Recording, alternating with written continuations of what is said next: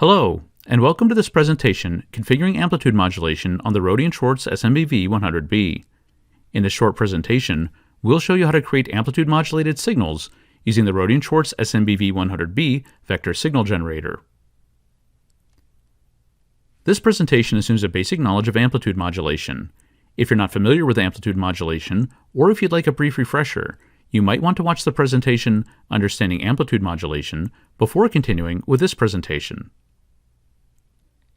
To enable amplitude modulation on the SMBV100B, simply click on the RF tile and then select Amplitude Modulation from the menu. Remember that modulation means varying some parameter of the transmitted carrier, so our first step is defining the modulating signal. A number of different modulation sources can be used with the SMBV100B. Some of these sources are internal to the instrument and some are external. Internal sources of modulation include the two LF or low-frequency generators, as well as the noise generator. We'll start by looking at internal AM modulation sources. The SMBV contains two internal LF or low-frequency generators. You can think of these as being simple function generators that are built into the instrument and which we can use as modulation sources. Each LF generator supports four different shapes. These are sine, pulse, triangle, and trapezoid. Note that each shape has its own configuration parameters.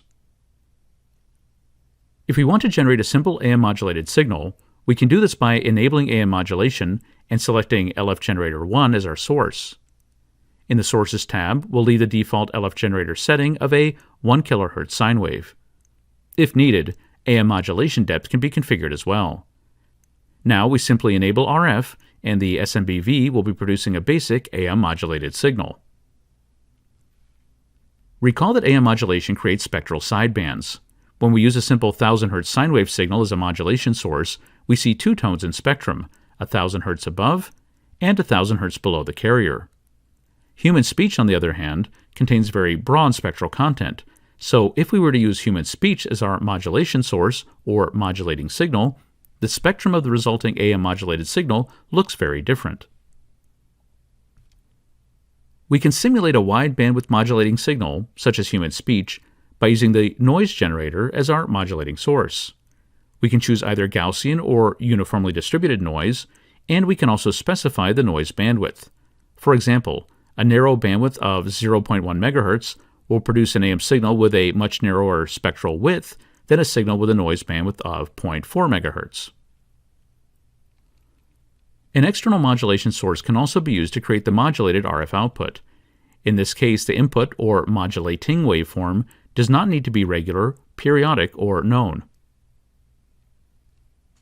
The SMBV100B also has an external modulation connector, mod external, which can be connected to an external modulation source.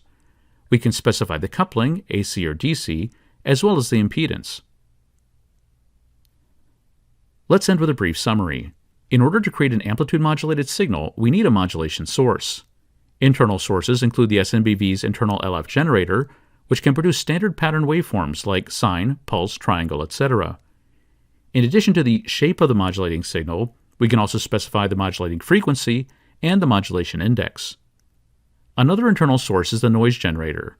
The noise generator can be used to create AM signals with wider sidebands, which more closely approximate the spectrum of AM signals that are modulated by human speech or other broadband signals. In this case, we specify the bandwidth of the noise. The SMBV also supports the use of external modulation sources via two BNC connectors.